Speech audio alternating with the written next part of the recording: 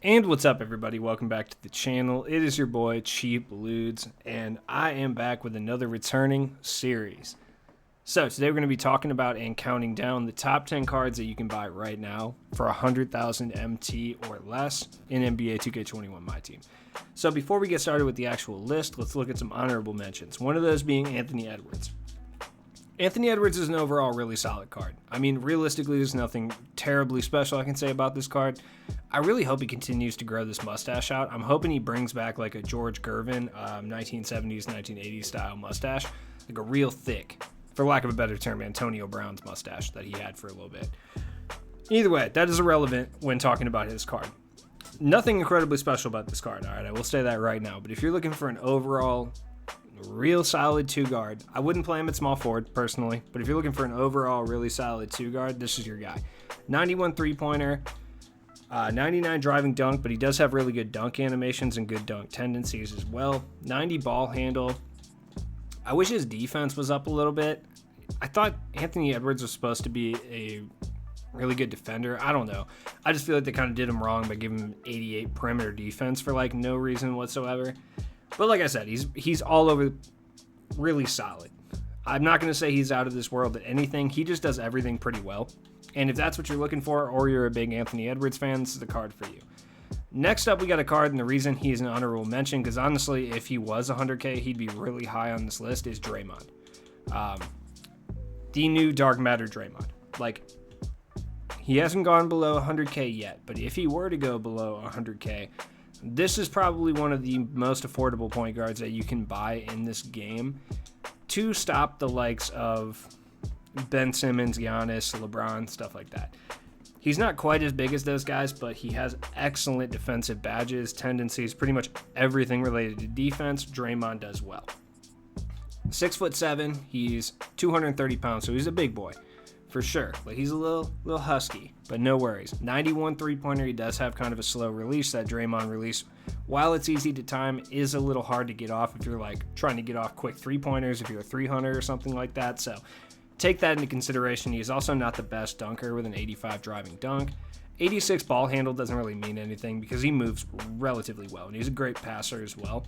I wish his steal was a little higher than a 90, but he does have good steal animation. So, I mean, realistically, having good steal animations is better than having like a 97 steal with bad steal animations. Shout out to my man Bobby Jones.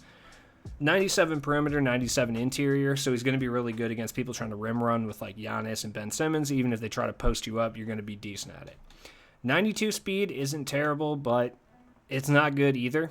There are some bad with this card, in addition to the good, for sure. But how good he is defensively, great tendencies, and with the good animations he has, that's going to be key. Great badge count. Like I said, if he ever goes below 100K, he's a must-have for pretty much anyone who doesn't have that crazy amount of MT to afford, like a Giannis or a Ben Simmons or something, and you want to stop those guys. Like, he's very good. Next up would be a card that the reason he's on here realistically is because while he is still really good, I don't think it's worth buying this card for this amount of MT, especially with the level 40 reward being Luka Doncic already. That's why he is in the honorable mention section, but he still has one of the best releases in the game, and he's Luka. He's still good. And last, we got a card that, I mean, more or less, he's usable. I don't really subscribe to the theory that small point guards aren't usable anymore. I think to a certain extent they are, and obviously unless you run into like a Ben Simmons or Giannis. If you run into Giannis with John Morant, you're getting torched 90% of the time, unless you're just significantly better. But this card is incredibly fun to use, and that's why he's up here. Like, John Morant's a beast, straight up. He's basically like the Derrick Rose cards that everyone was shredding with at the beginning of the year. Just wish he came out a little bit earlier than he did, you know? So number 10 is honestly an altogether really solid power forward. Now, is he necessarily worth picking up at this stage in the game with the cards that we likely are going to see in the next, 2 to 4 weeks? Possibly not, but at the same time, like, Shawn Kemp is incredibly good, and it would be not very journalistic of me to leave him out of a top 10 list because he is really that good. Granted, I could say for certain that there are cards on here that I think are better than Shawn Kemp. I think he does deserve the 10 spot. So if you're a big Shawn Kemp fan, you like mid-90s basketball, or you just want someone who's basically like a Blake Griffin clone, but you don't want to pay Blake Griffin prices, Shawn Kemp's your man, basically.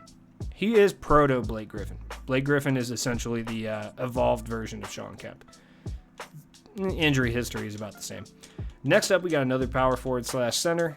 Personally, I think he's a little bit more well-rounded and a little better overall than Shawn Kemp, which is why I have him in the 9 slot, and that's Chris Bosh. His price kind of took a massive hit because he was on the TTO boards, which was a good thing. It gave a lot of people access to a relatively elite power forward they wouldn't have had access to otherwise. Now, his badge count is a little low, air quotes, because, I mean, this is the badge count that most Opals have at this point, but Chris Bosh is still really good. He doesn't dribble as good, or as well, I should say, as Shawn Kemp, but he still moves better, if that makes sense.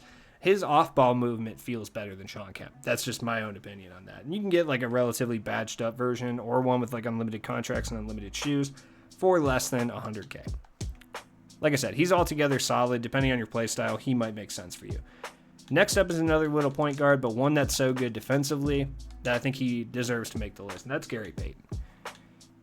Look, there might be, for your certain play style, point guards that are even over on the under 50K list that might be better for your team, but Gary Payton's so good. Like, this card is so good, and you can get him for 74K. Like, he doesn't deserve to be this cheap. The only reason he's this cheap is because he's small, but he's still 6'4", which I think is a borderline still usable height. That's my opinion on it. 94 three-pointer. Driving dunk is not great. 98 ball handle, 99 steal, 99 perimeter, 99 interior defense. Like, look at his rebounding stats. I mean, he's 6'4", so he's not going to get up over a lot of people, but at the same time, like, he's still a beast, man. He's fast, too. I like the card a lot. Maybe I'm overhyping him. I just enjoy him. Next up, we got a card that, you know, is getting to the point where it's getting a little outdated, but yeah, definitely not this Giannis, but radioactive 98 overall Giannis, definitely worth the price tag he's going for right now, especially if you're a big Giannis fan. I mean, you really cannot get Giannis cards that can shoot at this price point, so it's nice to finally see one. Like, yeah, he only has gold range. He doesn't have flexible. He doesn't have Deadeye. Those are badges that definitely need to be added to him for sure. But for 76, 74K, like this one's 76K. He's got 39 Hoff badges. Like, that's a steal. He can definitely slot into anyone's lineup and be effective right now. Still, just because of the Giannis player build, no joke.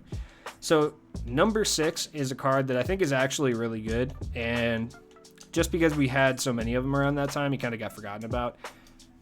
And that is out of position Kevin Durant. Look, at the shooting guard, for this price, I just don't know if you can really buy. For certain play styles, I don't think you can buy a card as good at the shooting guard position for this price point. Like, for me personally, I'm not a huge Kevin Durant fan in game, so I probably wouldn't use him as well as he should be used, but I can't deny that realistically he's a beast. I mean, dude, he's 6'10" at the 2 guard. I mean, there's nothing wrong with this card whatsoever. 97 3, 95 driving dunk, 86 ball handle. That's just like the generic ball handle they give everybody, but it doesn't matter, like, at all. 95 block, 94 steal. I mean, this guy's a shoe on him that boosted up by 4, so I think it's like 90, but whatever. Offensive rebounding stats are great. Speed. I mean, it's Durant, and he plays shooting guard. Yeah, he's not the invincible Durant, but honestly, like, the invincible Durant isn't that much better than this Durant, all things considered. Like, he's really not. Next up, we got a card that I know a lot of people hate, and the reason a lot of people hate it is because of the out of position drops. He was dropping more than any other dark matter, and that is DeMarcus Cousins. Now, Chris Webber is a card that I've always said played better at small forward than he did at point guard, and while I do believe the same thing about DeMarcus Cousins, I think he does generally play better at the small forward. This card plays better at point guard than Chris Webber, in my opinion, right? Look, he's a beast. Now, I'll be honest, he looks weird playing point guard. That's the thing I will say. It's like kind of like that point guard Jokic we got last year. It's not like he's ineffective at playing the point guard position. It just looks strange, and you're just kind of like off-put by it. Like, DeMarcus Cousins should not be running point. But he is a big boy. He's relatively fast. And over on Next Gen, by the way, because he's 6'11", like, he moves down the court way faster than he should. On current gen, 95 speed is 95 speed. It's kind of what you're looking for, but he's also a beast at rebounding the ball. That's why I say he's better at small forward, because he's going to crash the rim a little bit more. But honestly, either of the positions you play him at, he's going to be effective. Like, he's got great tendencies, great badges, great stats. This card definitely gets slept on just because he got drawn so much in the out of position packs. But the card's at 52 Hoff badges, man. This card is no joke. And he gets like 0 love, but he is a beast on both gens. I'm not even kidding. I think he's a little bit better on next gen just because speed is something that's just completely broken over on next gen, so it makes him a little bit better, but he's still very usable on current gen as well, which is why he occupies the 5 spot on this list. All right, number 4. Yeah, this is a card that I know I got slandered over because I ranked him too low, but Bull. Badge count doesn't matter for Bull. Same like what happened with Giannis. Like, badge count doesn't matter. It's all about player build and things that a badge count won't affect, like size and animations. And Bull is a beast. On next gen, he moves probably better than any center in the entire game. If you're someone who likes to curry slide and speed boost over on current gen, there's probably not a big man in the game that's better for you than Bull right now at this point. Like, let's just be real. If you're not someone who plays like that, Bull may not be the best center for you. He may not even be in the top 5 that would fit your team. But if you play in that fashion, Bull is a god. And that's just a fact. And that's why I had him ranked as the 6th best center in the game. Just because, look, if you play a certain style, he's the best center in the game. But if you do not play that certain style, he's just not. Either way, definitely deserves to be in the 4 spot. Number 3 is a card that just came out. It's Kobe. I mean, Kobe Bryant releases elite this year. Kobe himself at the shooting guard position is elite. Not necessarily, should you spend 90-something K? I mean, yeah, Kobe's a beast. Like, he's an elite card in this game, no question about it. So I would say, yeah, for sure. I mean, especially if you want to play with Kobe Bryant, by all means. I just spent 800K on an invincible T-Mac while I had radioactive T-Mac yesterday, all right? I have no room to be telling you how to spend your MT at this point. That was foolish, but I'm not going to lie. I regret nothing because this T-Mac is sick.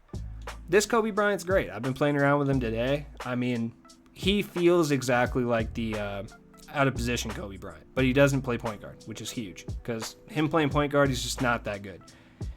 The problem I have with Kobe is they always make him into like a 3-and-D cone almost, just how the game works. They just, I don't know, man. They just do something to Kobe, just make him feel kind of sluggish. They do it every time. That being said, as far as 3-and-D cones with his release, Kobe release off the catch and shoot is elite. It's pretty solid off the dribble too, but off the catch and shoot, absolutely elite. And he plays great at the 2 guard. So if you're looking for an elite 2 guard to slot onto your team, you don't want to break the bank, Kobe's great. Number 2. Now, yeah, I literally do think this card is better than Bull, which is why he's higher. Just because Bull may be better at certain things, but overall, I think this card is superior, and that is James Wiseman. There's just nothing wrong with this card, man. There's really nothing wrong. I mean, he moves so crazy on both next and current gen. He's got curry release. He curry slides around like an annoying person. Plus, he's massive. He grabs boards. He blocks shots. Nothing wrong with this card. The 88 three-pointer is kind of annoying, but you can just put a little shoe on him, boost him up to 91. If you got a coach, he's up to 90 whatever. He's fine. There's nothing wrong with this card whatsoever. The only issue I have with the card is the 93 offensive rebounding stats, but because of his size, they don't make that much of a difference. But he will get out-rebounded by guys similar in size to him occasionally, which is super annoying. But, I mean, for under 100K, there's no more elite card that you can buy. And it's even like a toss-up if our number 1 card's really better than him. And that is my man, DeMar DeRozan. DeMar DeRozan, look, realistically at this point in the year, he probably should be this price, but it's just weird seeing him at this price. Like, DeMar DeRozan is a beast. Especially on current gen. Over on next gen, you could argue guys like Kobe might be a little bit better. You could argue various cards could be better. But on current gen, I don't think there's a card in the entire game that you can buy for under 100K that's better than DeMar DeRozan. There's just no question about it. Like, yeah, there's cards better at the Invincible tier. Like, T-Mac's better on next gen. I don't even think T-Mac's better on current gen. Like, I still think DeMar DeRozan's better.